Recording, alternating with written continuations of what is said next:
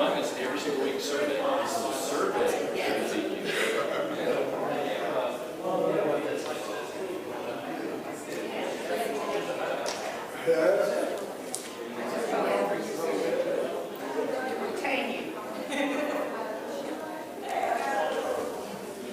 Good morning, everyone. It's time to begin. Welcome to those joining us online as well as those here in the building. I'm going to go ahead and turn over to Ezekiel chapter 8. That's where we're going to kick off this morning. And those coming in, there is a handout on the media center in the back. Feel free to get up and pick one up if you didn't on your way in, or if you want to grab it as you're coming in, those that are walking in.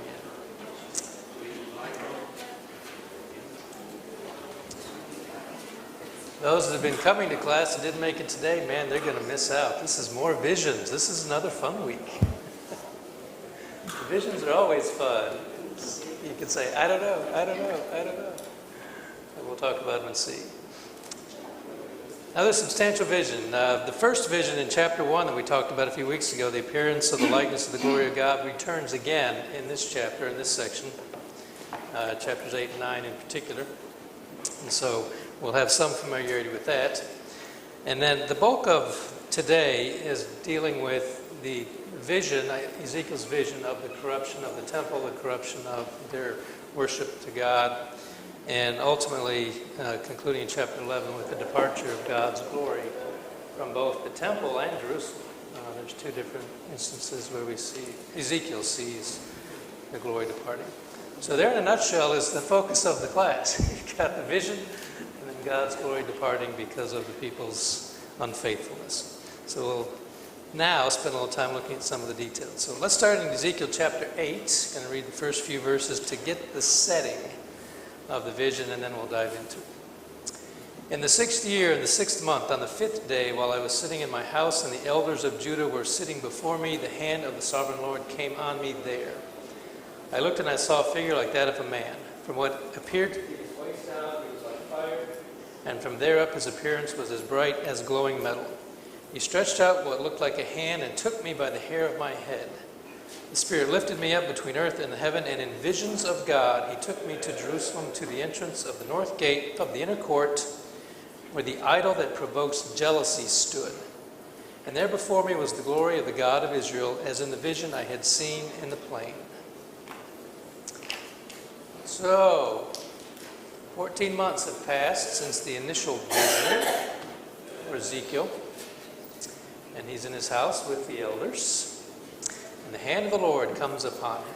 And again he sees the image of the man that he saw in the first vision, with the bright light, the image of fire from the waist up. The waist down looked as glowing metal. And the figures, I find this, the little details that just strike me as interesting. I don't know. He reached out his hand and grabbed him by the hair. I don't know why. Don't even ask. I don't have a clue. Did it hurt? I don't know. It's a vision, okay? So probably, I don't know. I can't even guess. But he lifts him up. So I find that pretty interesting. He lifted him up, and he's brought by the Spirit. It's very clear he's in a vision. He's in a spiritual state in visions to Jerusalem. He's going to view the court and the problems within the court, or within the temple and in the courtyard area around the temple. Been asked before, and I'll just go ahead and deal with the question now, if it were to be asked later on. He's in his home with the elders, so he's not by himself when this happens. Okay, he's taken up in visions. What's happened with those people that are in his house? I have no idea. Not a clue. What they are aware of or not aware of, clearly he goes into some type of state. I don't even know what that's like. But he's going into a vision. And at the end of the day, it doesn't matter. Those that are around him are not seeing the vision. So what we're focused on is, what does Ezekiel see? And what's the message and the lessons we take from that? So as you look at those first 4 verses, there's something I think it's really important to pick on, because this is what the remainder of the vision is going to focus on. When Ezekiel is taken to the temple, he's taken to the entrance of the north gate. We'll look at that in a little more detail in just a few minutes. He sees something that shouldn't be there. Okay, what does Ezekiel see from those verses when he's shown the vision of the courtyard of the temple? Sees the glory of the Lord, sees something else. And we're going to see 2 elements together that shouldn't be. The idol that provokes jealousy. Okay? We could say in the temple. It's not technically inside the holy place or the most holy place, but it's within the boundaries, the area of what would be considered the temple proper, if you will, the courtyard. He sees these idols, and the idols that provoke jealousy. Again, you got to get in your mind, two things happening here. The glory of God is with him. He's seeing the glory of God in his temple, and what's in his temple? Idols. Okay? His people have brought to his holy place idols. Okay? This is the problem. And you'll notice as we go through, there's going to be a phrase, do you see what they're doing, O Son of Man? Yet you will see worse than this. There are more detestable practices. He's going to build his case. God is providing for us as readers and for Ezekiel. This is why this is all happening. Okay? In case you all missed the point, Israelites, here's what has led to your captivity, to the destruction of the city, to the destruction ultimately of the temple, because of their unfaithfulness. And so he's going to build the case for them, the record of their idolatry. So, let's pick up again in verse 5. We'll just finish the chapter. And he said to me, Son of man, look toward the north. So I looked, and in the entrance north of the gate of the altar, I saw this idol of jealousy. Okay, that harkens back to the previous verses. He said to me, Son of man, do you see what they are doing? The utterly detestable things the Israelites are doing here. Things that will drive me far from my sanctuary, but you will see things that are even more detestable. And he brought me to the entrance to the court. I looked, and I saw a hole in the wall. He said to me, Son of man, now dig into the wall. So I dug into the wall and saw a doorway there. He said to me, Go in and see the wicked and detestable things they are doing. So I went in and looked, and I saw portrayed all over the walls all kinds of crawling things and unclean animals and all the idols of Israel. In front of them stood 70 elders of Israel, and Jezaniah, son of Shaphan, was standing there among them. Each had a censer in his hand, and a fragrant cloud of incense was rising. He said to me, Son of man, have you seen what the elders of Israel are doing in the darkness, each at the shrine of his own idol? They say, The Lord does not see us. The Lord has forsaken the land. Again he said, You will see them doing things that are even more detestable. Then he brought me to the entrance of the north gate of the house of the Lord, and I saw women sitting there mourning the god Tammuz. He said to me, Do you see this, Son of man? You will see things that are even more detestable than this. He then brought me into the inner court of the house of the Lord, and there at the entrance to the temple between the portico and the altar were about 25 men. With their backs toward the temple of the Lord and their faces toward the east, they were bowing down to the sun in the east. He said to me, Have you seen this, Son of man? Is it a trivial matter for the people of Judah to do the detestable things they are doing here? Must they also fill the land with violence and continually arouse my anger? He look at them putting the branch to their nose. Therefore I will deal with them in anger. I will not look on them with pity or spare them. Although they shout in my ears, I will not listen to them. What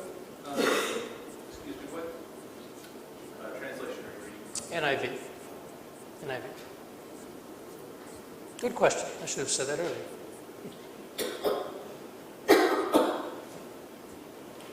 All right, so the vision. We've got several instances of what he's seeing within the temple proper, if you will. I assume that what they were saying when they were bowing down to the sun, they were worshiping the sun god. We'll get there. Okay. We'll get there. We're going to look at each of these four instances. Okay, 4 elements of idolatry. So we have first the instance on the north side of the altar, the idol that's present in the temple grounds, the idol that provokes jealousy. Okay. The question that might come to ask, which one is it? Take your pick. Scripture doesn't tell us. I have no idea.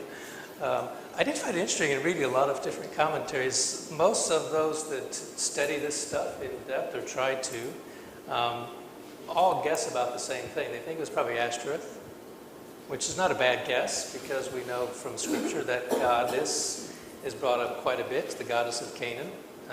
Could be. Don't know.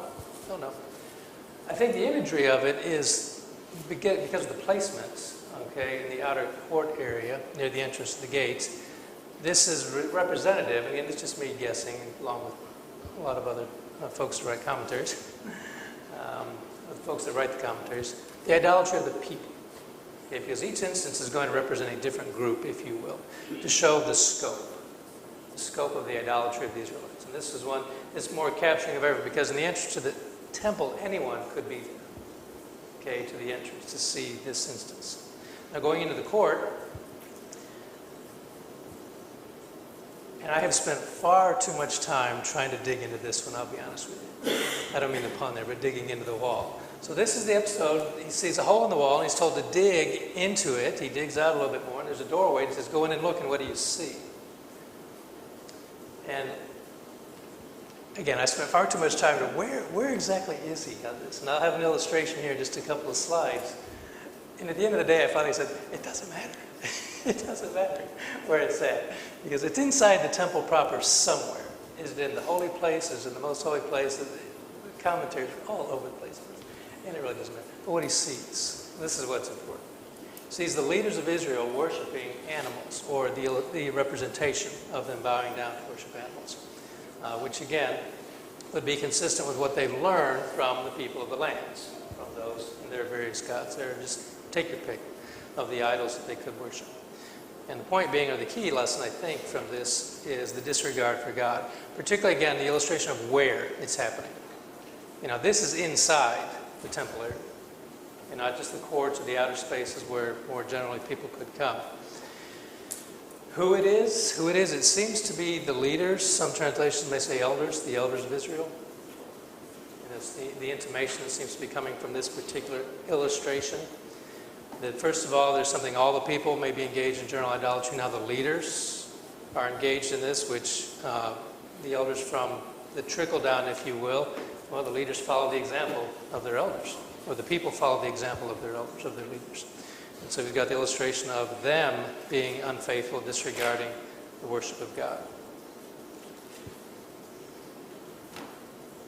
Going back outside, okay, he dug the hole, went in, saw the doorway, looked around. Now he comes back outside, if you will, in the vision. Going back to the entrance at the gate of the temple, where he sees women worshiping Tammuz, I'm not exactly sure the pronunciation. This one is a little bit more clear, obviously, because we're given the name. This was the Babylonian god of agriculture, also a fertility god. So some of the translations read a little bit differently. Are they mourning? Are they involved in fertility rites? It's a little bit unclear. But that's this god. It could be either. But their actions involved, again, either mourning what's happening with this god, or crying out to this god because of problems in their lives, or the whatever difficulties, in this case, the Babylonians conquering them. Would certainly help that. Kind of ironic, if this does refer in time to the Israelites, the women crying out to Tammuz, the god of the Babylonians, because the Babylonians have defeated them and come back now twice and taken people into exile. But at any rate, again, I think the key element, again, we see another group of the Israelites. It's the women in this case, because they would be allowed, they could go into the temple court area. And so that's where this particular idol is set up in terms of part of the vision. And then the fourth element here, we have the inner court, 25 men. Back to your question, Matt. They're bowing down. They're facing toward the east. What rises in the east? The literal sun. Okay, the worship of the sun. Okay, there's our trivia question. Which group of folks worship the sun god? This was their primary deity. The Egyptians. Hmm? The Egyptians, that's right. Ra, the sun god, would have been their primary deity. And again, the positioning, it's all important. Their backs are to the temple. Okay? We're turning our back on God, and we're worshiping other gods. We're choosing the man-made gods rather than the one true God. Worshiping the actual sun. Again, illustrative of what God told them from the very beginning, we looked at a couple of weeks ago. You've got to remove the people. You've got to remove their influence, or it will lead you astray. It's also interesting that before he gets into the litany of what each of the groups is doing, the reason was given because God has forsaken us. And so True.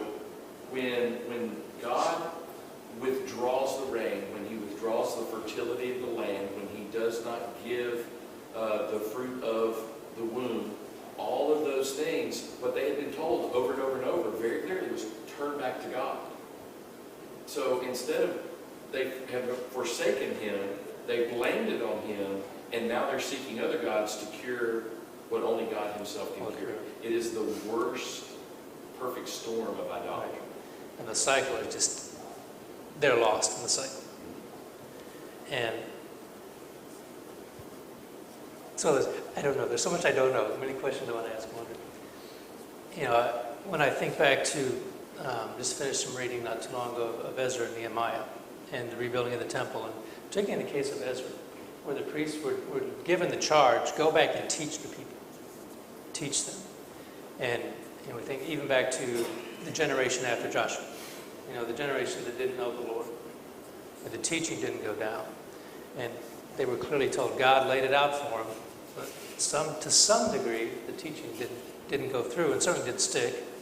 And as the illustration here with the elders, the leaders, they're choosing to turn away, and the people just follow to some extent. Yeah, they had the answers. That's them all along. I've told you from the beginning, this is what you're going to do. And I was reminding him, this is why this is happening. And not because I've forsaken you, but because you've turned away. You've left me. And here's the different instances of what you're doing and why it's so egregious to God and it's such an affront to him. Remember we talked about last week, for those who remember this relationship that God has established with his people, this covenant relationship, our faith-based relationship, is fundamentally a love relationship.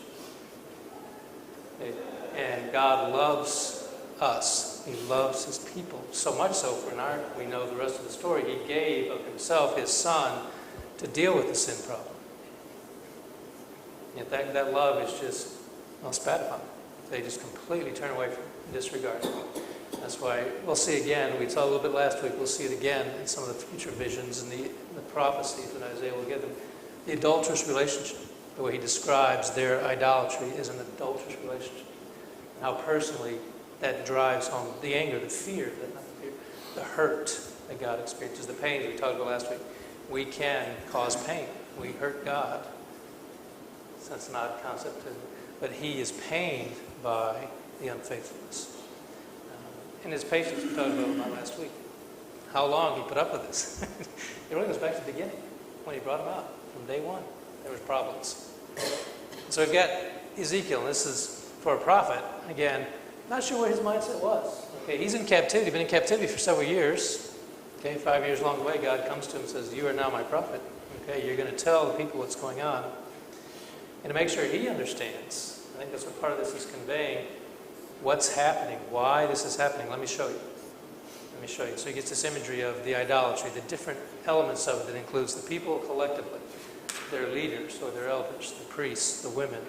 It's the whole group. It's not just an instance or an episode. This is systemic. It's been going on, and now he's dealing with it. And now he's dealing with it. Back to Lee's point, they knew what they should have done. Okay, the truth was there. He just didn't do it to them. Okay, so here's the illustration. And again, this is a very basic one because this is all we want to get to.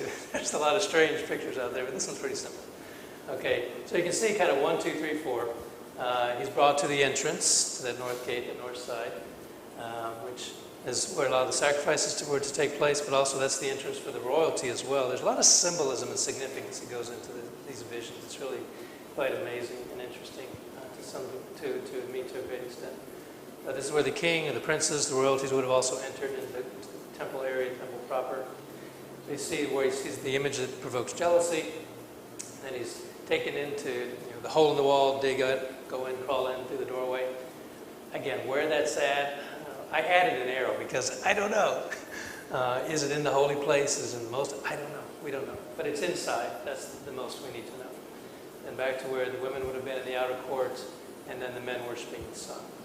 Again, it feels like the visuals to give you kind of a sense. He's seeing this throughout the temple. It's not just in one spot where this is occurring. And so after kind of setting the stage, Ezekiel, here's what's happening. You want to know why I'm so mad, upset, why you are in exile, why the people, why Babylon has defeated you? Because of their idolatry. Now there's a consequence, and that's what comes next. Picking up in chapter 9. Chapter 9.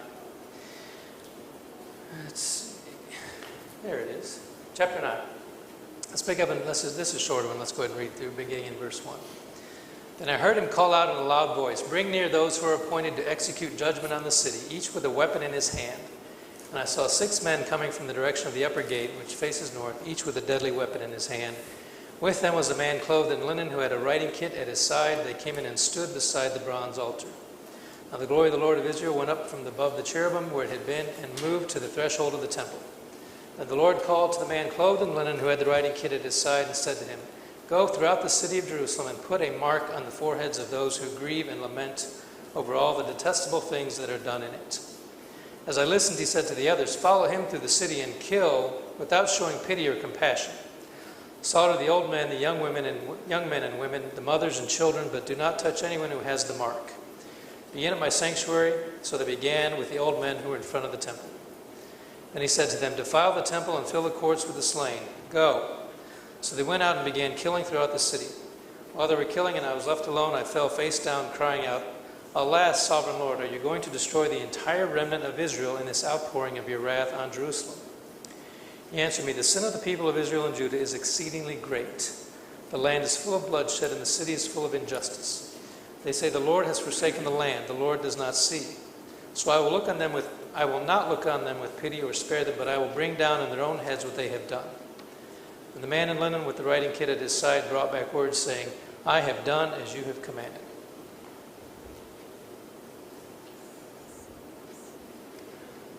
Does the imagery remind you of some other books in the Bible? Or at least another book in the Bible? Okay. Yeah, it's kind of interesting. So I'll let Lee deal with all the tough questions about the marks and the judgments and you get horsemen in their execution in Revelation. Here you get 6 men going out to execute the same type of judgment symbolically of what we have. And again, remember, keep all this in mind. He's in a vision. Ezekiel is seeing a vision. Okay? Jerusalem will be destroyed. Okay, it's already been defeated twice. Okay, Babylon has come in and sacked them. They've taken exiles out twice.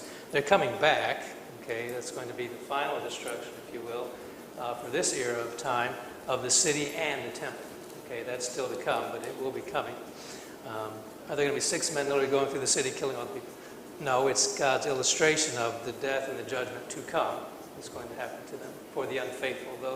And they are unfaithful. We know that from some of the other books, and we'll reference those as we go through some of Ezekiel's prophecies, but they continue to be unfaithful, even to the end. Matt? It's kind of funny to me that, or should I say ironic, I don't know if it's ironic, but chapter, verse 3, the man with the writing, he calls the man with the writing. Man with the writing kit? Number 11, he says he's done. So there might not have been that very many. Not that many people. Just a little observation there. It was pretty quick. Yeah, and I'm kind of jumping ahead, but we'll get to it. The remnant. Yeah, Ezekiel's praying for the remnant. Okay. Does this remind you of somebody else that pleads for people in the city? Very illustrative, the same type of thing that Abraham did.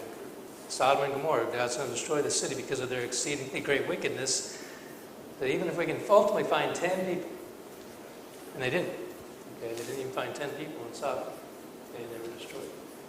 Ezekiel pleads for the same thing. But we're going to see those in the city, those that are left, are not the remnant. They're not the one God's going to use to rebuild and bring back. Okay? Ultimately, those that are still in Jerusalem will face the punishment, if you will, or the destruction element. And we talked last week about God's threefold judgment on the people. There's going to be the sword, there's going to be the famine, there's going to be the plague. Okay. And ultimately, if we get to the 4th one, there's going to be the wild beasts too. So those that, you think you got away, you get out of the city, sorry, there's still judgment to come. There's still death ultimately. That's what's happening. So the 6 men brought to execute judgments. We don't get any other detail. How do they kill them? Again, it's a vision. Okay, in the vision, they're sent out to kill the people, to kill those that are unfaithful to God because of the exceedingly great wickedness. Okay, they brought death. The 7th man with the writing kit. I don't know what that involves. I mean, we can look at the time, the scribes' tools, what they used. Could have been that. Maybe, don't know. To mark the remnant. Don't know anything about the mark. Okay. Don't have a clue. They were marked. Okay. I don't know how or what way, other than you get the impression, well, he wrote something on them. I don't know, it was on the forehead. doesn't even tell us that. Okay, we get a little more detail in Revelation. The mark's a little bit different. Or more detail about what they're marked. We don't know. But there were those that shared God's grief and despair. They knew this was wrong. Okay, they knew they were not being faithful to God. And again, in the vision, there would be a remnant saved. A remnant saved. And Ezekiel pleads for that remnant. Pleads for that.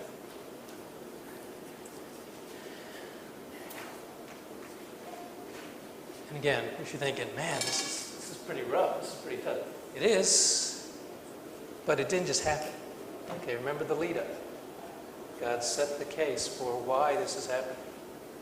The decades, the hundreds of years of unfaithfulness. They chose and they continue. And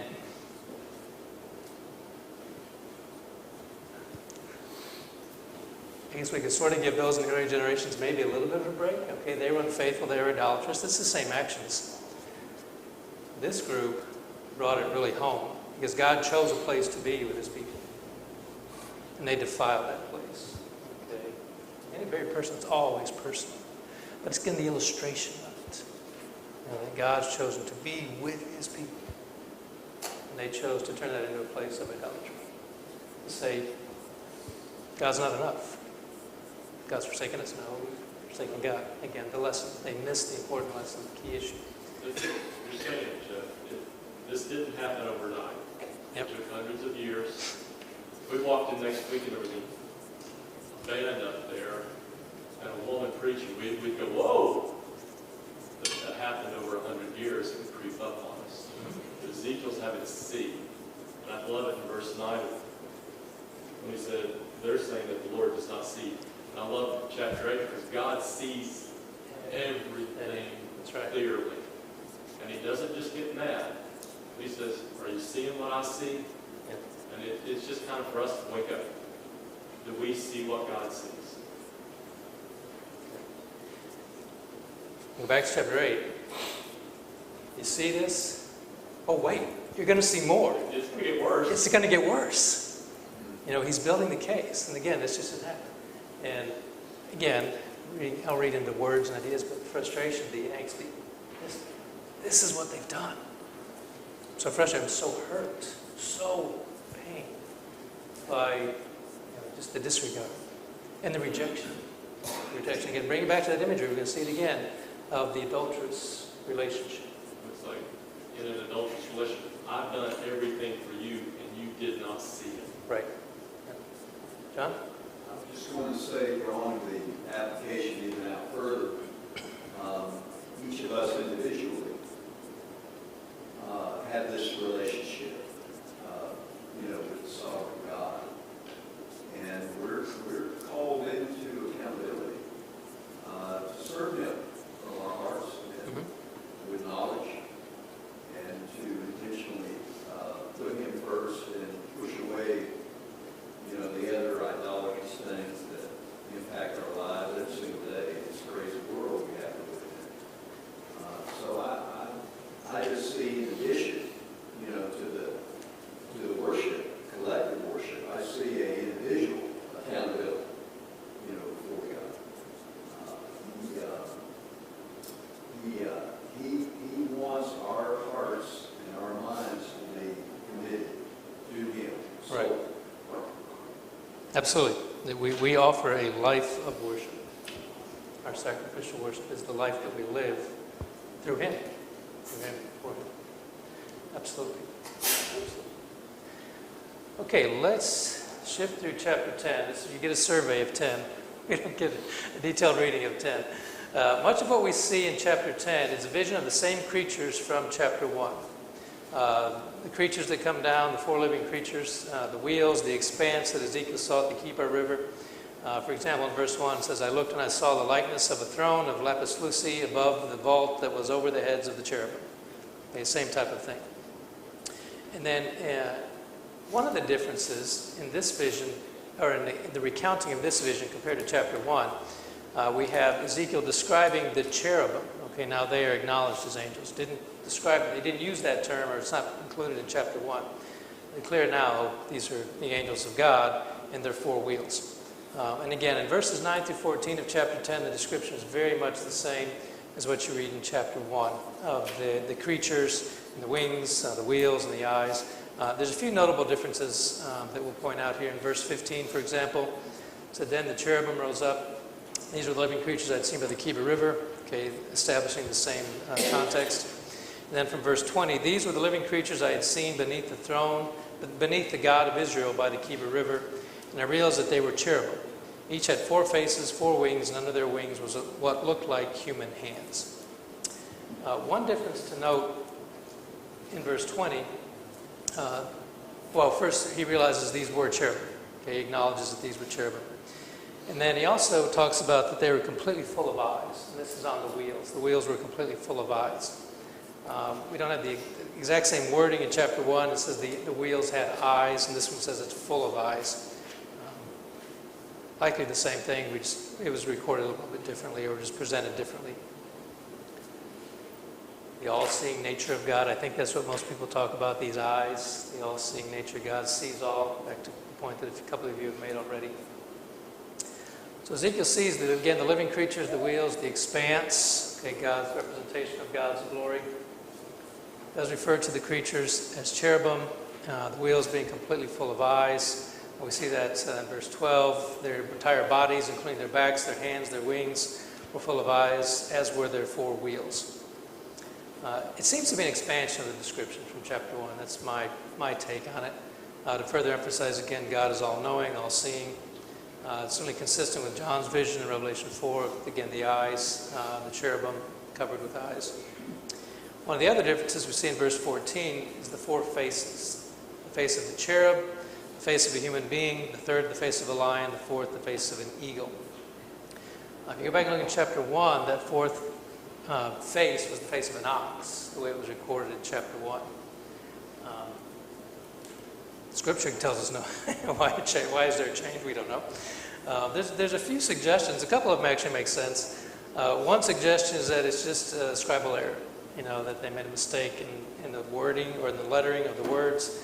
I'm not a Hebrew expert, don't claim to be, but from what those that are say, the terms for ox and cherub in Hebrew are spelled very similarly. The consonants, they share the same consonants, so that could explain the difference. I don't think it's ultimately that big a deal. Another distinction, another thought that is meant to address the distinction is that in the word origins, the word in Hebrew, the word cherub originally was used to signify an ox. I don't know the etymology of words or their histories, but it could be. But ultimately, it's the same vision. That's the thing to emphasize, that the elements that he's seeing, it's the same glory of God. Okay, and God's ministering servants as part of this vision that's taking him to that he's seeing in the temple, again, juxtaposed against all the idolatry that he witnesses as well in the temple, in the vision. A couple of other differences here. It's an expansion as he's seeing in this vision. There's a man in linen, a man clothed in linen. Okay, in verse 2 of chapter 10, it says, "The Lord said to the man clothed in linen, go in among the wheels beneath the cherubim, fill your hands with burning coals from among the cherubim, and scatter them over the city. And as I watched, he went in."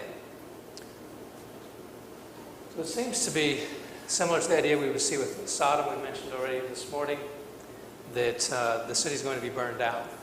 Okay, they're scattering the coals. God is bringing this destruction, part of the imagery that we see. This will happen in just a relatively short time in reality, not just in Ezekiel's vision. The Babylonians will burn the temple, the palace, and the houses in Jerusalem. Again, when they come back, they will completely destroy the physical elements. And that will come to Ezekiel later on in his time of prophecy. Perhaps most important, or one of the key points from this chapter to see, and it's noted from the title of the slide, verse 18, "Then the glory of the Lord departed from over the threshold of the temple and stopped above the cherubim." Remember, when the temple was sanctified, God filled the temple with his presence, with his glory. Now symbolically, we have God leaving. Ezekiel sees the glory of God leaving the temple. And on the next chapter, he'll see the glory of God leaving Jerusalem collectively. Not a great vision. Not a great vision. And you think about Ezekiel, a man faithful to God. Okay, he was chosen by God to be his spokesman, to share with the remnant, and we'll get more into this in the coming chapters. He's speaking to the remnant because these are the ones really that are to move forward. And we'll see in chapter 11, there's a bit of a, kind of in the thinking of the people, there's a reversal that has to take place. Okay? Those that go into exile feel like we're the lost. And those left are thought of as the remnant. God's making it clear to Ezekiel, I brought you out to save you. Because those left in Jerusalem, those that are continuing to practice their idolatry, that are still disregarding God, they're going to be destroyed. Okay, that is not the place to be saved. See some of that picking up in chapter 11. Let's go ahead and move over there. Pick up in verse 1 of chapter 11. And the Spirit lifted me up and brought me to the gate of the house of the Lord that faces east. There at the entrance of the gate were 25 men, and I saw among them Jezaniah, son of Azur, and Pelatiah, son of Benaiah, leaders of the people. The Lord said to me, Son of man, these are the men who are plotting evil and giving wicked advice in the city. They say, Haven't our houses been recently built? This city is a pot, and we are the meat in it. Therefore prophesy against them. Prophesy, son of man. And the Spirit of the Lord came on me, and he told me to say, This is what the Lord says. That is what you are saying, you leaders in Israel. But I know what is going through your mind. You have killed many people in the city and filled the streets with the dead. Therefore, this is what the sovereign Lord says. The bodies you have thrown there are the meat, and this city is the pot. But I will drive you out of it. You fear the sword, and the sword is what I will bring against you, declares the sovereign Lord. I will drive you out of the city and deliver you into the hands of foreigners and inflict punishment on you. You will fall by the sword, and I will execute judgment on you at the borders of Israel. Then you will know that I am the Lord. This city will not be a pot for you, nor will you be the meat in it. I will execute judgment on you at the borders of Israel, and you will know that I am the Lord, for you have not followed my decrees or kept my laws, but have conformed to the standards of the nations around you. Now as I was prophesying, Pelatiah, son of Benaiah, died. Then I fell face down and cried out in a loud voice, Alas, sovereign Lord, will you completely destroy the remnant of Israel? Back to what he saw in chapter 8, those 25 men, those 25 rulers, if you will, the leaders, and two are identified by name. I was going to say the J name, that's not the way to do it. Jezaniah was actually referred to in chapter 8 as well. He was identified, recognized, if you will, in that element of the vision. Now we see him again along with the second one. God's pointing out to Ezekiel, here's where they're at. Here's their thinking. Okay, they have their plans, but not the plans of God. Okay, they're rebuilding the city. They're taking control, taking possession, if you will, of even the lands. Those that have been taken away have lost what was theirs. They have the sense of security because of their buildings, of their physical structures, because they're still there. Okay, they have survived, if you will, 2 of the exiles. 2 of the deportations, taking the people away from Jerusalem. So they're settling in. They're feeling comfortable. We're still here. Okay, we now have all these homes. We're rebuilding. And they use a proverb of the meat in the pot. And most of the commentators kind of figuratively scratch their heads. They have no idea where this proverb comes from. Completely clueless to them. Well, God explains it for us, and he twists it around on them. It says, the city is a pot, and we are the meat. They use that as a good thing. The pot, i.e. Jerusalem, is filled with choice meat. The leaders, they're the good stuff in the pot. That's their way of thinking. So God flips it around and says, well, the pot is Jerusalem, but it's filled with dead bodies that you all have killed. It's not filled with choice meat. And again, bringing it back to the imagery, because of their actions collectively, they are symbolic of the actions of the people collectively. Being in Jerusalem is not a safe place. Okay, that's part of the vision Ezekiel is getting. Again, this is what I find ironic. Ezekiel gets the vision. He goes back to tell the people in exile, this is what God is doing. He's not prophesying to the people in Jerusalem. Okay, their judgment's already been determined. Okay, God has decreed His word is going to be true. It's going to be fulfilled. That's what Ezekiel is taking away to tell the remnants in exile. Those left behind are going to be destroyed. The city will not protect the leaders. They will be driven out. They will die by the sword. Okay, go back to our earlier chapters. Threefold judgment of God, or fourfold when you bring in the wild beasts. And again, in the vision, to make sure the point is made, one of the leaders is struck down. He died. I don't know how accurate it would be to say, it sort of sounds like what happened to Ananias and Sapphira. They just died. So did Jezaniah. And again, Ezekiel's response. Will there be a remnant? Again, he's seeing the people in Jerusalem. They're still there. They're still in God's city. They're still in the temple. They have the temple. He's concerned there will be no remnant left. God deals with us. Pick up in verse 14 of Ezekiel 11. The word of the Lord came to me. Son of man, son of man, the people of Jerusalem have said of your fellow exiles and all the other Israelites, they are far away from the Lord. This land was given to us as our possession. Therefore say, this is what the sovereign Lord says. Although I sent them far away among the nations and scattered them among the countries, yet for a little while I have been a sanctuary for them in the countries where they have gone.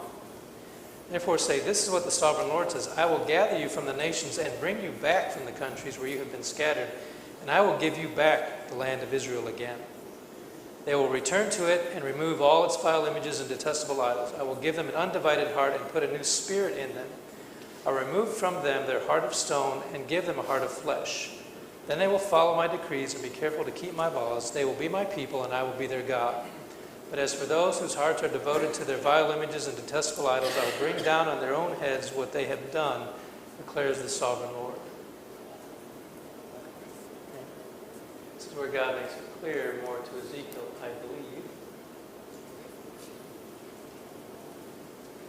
They thought those in captivity were the ones being punished. And they were, to a point. Okay, they were deported, taken away from their homes, taken away from their ability to worship in the temple. Okay. And those left in Jerusalem were the true Israel. Okay, so again, Ezekiel's cry and plea, will you save a remnant? He's thinking of the people in Jerusalem, those that are around the temple. What God purposed, okay, in His plan. I'm not sure, maybe it's the same words used in some of the other translations, but I like the NIV, the sanctuary. Okay. He scattered them to the nations and provided sanctuary for them. Is providing sanctuary for them, away from the destruction of Jerusalem and the temple. Now the destruction is not a good thing, okay? That's their city, that was God's dwelling place. But they've been taken out to be spared from that, and they will come back. Again, remember, judgment and hope, they go together. There's judgment for the punishment for the sins. There's punishment for the sins, but there's hope for the faithful, those that will return to God. Back to Lee's point earlier, they had the message. They knew the answer. Return to God. Return to me, and I will restore you. And He would restore them. Good. It's also kind of interesting to look at the symbology here between Israel and the church. You have God departing a temple made with hands and going to dwell with His people, and His people in Him. And then He becomes the sanctuary. And so you have that foreshadowing of the true restoration of Israel that was to come in Christ Jesus. And that is the church, and the God who dwells wherever His people are. That's a great point. Great point. And another element to think, those coming from the Jewish faith, the Jewish traditions. Again, the foreshadowing of the imagery here, they've lost their ability to temple worship. Okay, their system that they knew, they couldn't do that while they were in exile. They didn't have the temple. Okay, we have no record, to the most part, of the historical records, secular historical records of what they did. At least when God was with them. Okay, they could still know God. They could be taught. The priest still had a role to teach the people of God. And to what extent they did do it, we'll see again a little bit more of that in Ezekiel. Teach them. Tell them this. What's happening, what's going on. And I'm still with them. And this, again, it's a great point Lee made. about the imagery and shifting the thinking of even this group of people, okay, that are still alive in exile, the nations around, they're scattered to the nations. God's still with you. I'm still with you to bring you back. Okay? And we've already seen, and we'll see it again, they will learn lessons. He's telling them, they will learn the lessons. Okay, they will come back, they will get rid of the idols. Because that element will be dealt with. Now, there's other forms of idolatry besides a little gold god. That's another issue to deal with for another day. But they would get rid of those images, those high places and everything. They would return. And so there's hope again for those in exile to be looking ahead of what God will be doing for them.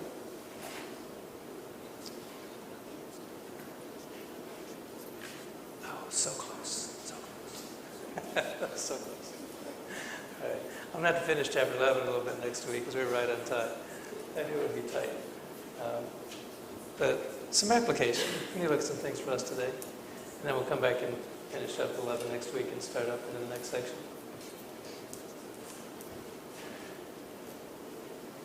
God told the people of Israel, this is what you should do. Follow me. Be faithful. We see with Ezekiel's kind of misunderstanding and God explaining, oh, this is what I'm really doing. Okay? His plans are not always my plans, so I must defer to his plans. The journey that he takes me on, I may not always know where he's going. Recognizing God uses the hard times. He's teaching these exiles, those in exile, a really important lesson. And they're going to learn it. Okay? Idolatry will lead to destruction. Will lead to destruction. There is one true God. They're going to learn that, and they're going to believe it. They believed it before, they went away, they're going to come back and believe it again. Okay? And they will act faithfully. Same thing for us. We talked about John's point. You know, this life we live in Christ, this life of walking with the Spirit, through the Spirit. There's a lot of positives and there's challenges. Okay? It says, stay with me. Stay with me. And then demonstrate to others that you are still my children as well. Through the good and through the bad and stuff. And he will bless them. That's what we'll see through Ezekiel. He will bless them, okay, when they are with him. And then we'll have a lot of illustrations of those that are not with him and the destruction that comes, not following God. All right, a couple final points in chapter 11 we'll pick up next week, and then we'll continue to move on. Next week's reading ahead will be chapters 12 through 14, so more imagery from Ezekiel to those in exile. So we'll shift back a little bit away from the visions of what's happening in Jerusalem, now symbolic for those that are in captivity. Appreciate your comments and thoughts. We'll pick up again next week.